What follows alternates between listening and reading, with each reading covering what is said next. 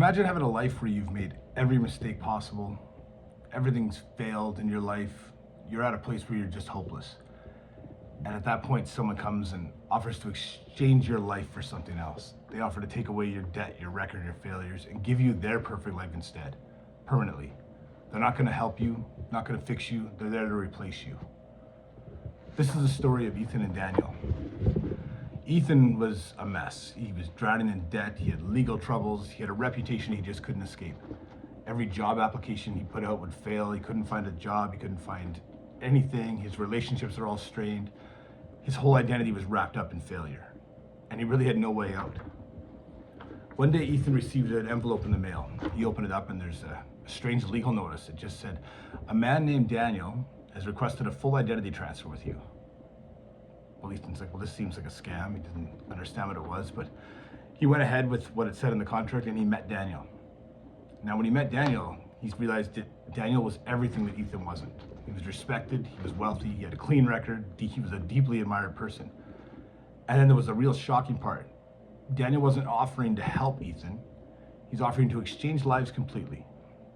He said, "I'm going to give you my life and I'm going to take yours."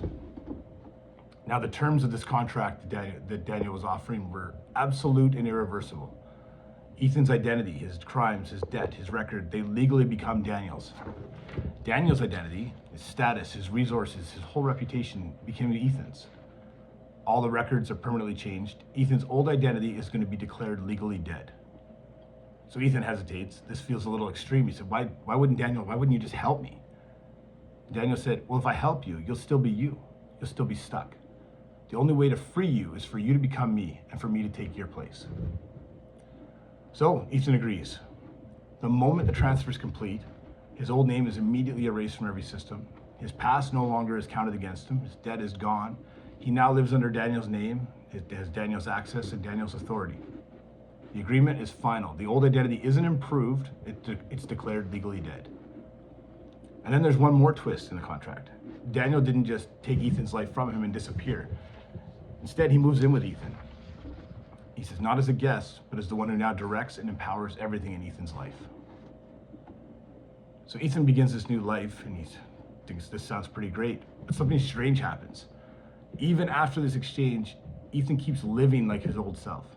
He still keeps making decisions the same way. The old failures are starting to come. He acts afraid, he's hesitant, he's always scared of making mistakes. And when he does make a mistake, he tries to fix things the same old way, which never worked before. One day it all catches back up to Ethan. He gets himself into some trouble. It's actually worse trouble that he got in before. He sees legal trouble.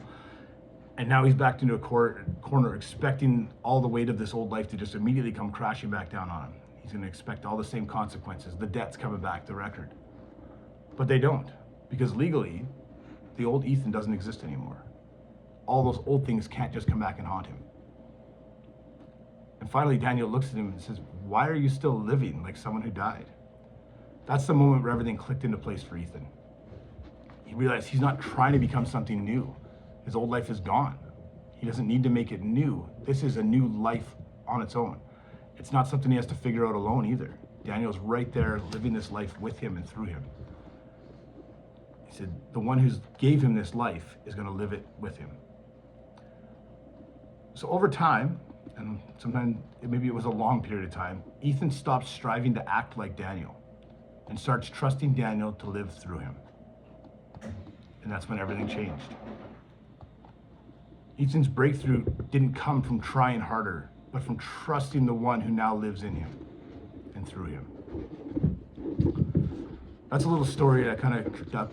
There's some of my own story in it, and some of probably everybody's story in it to some extent. Obviously, we can see Ethan's old identity, your old self that is talked about in Romans 6 and Galatians 2:20. You know, the legal death that Ethan experienced, that's your being crucified with Christ.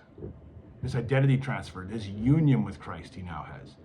Your new identity, you're raised with him. Daniel living in him. Galatians 2:20, Paul says, I no longer live, but Christ lives in me. This is what the Bible means when it says these things.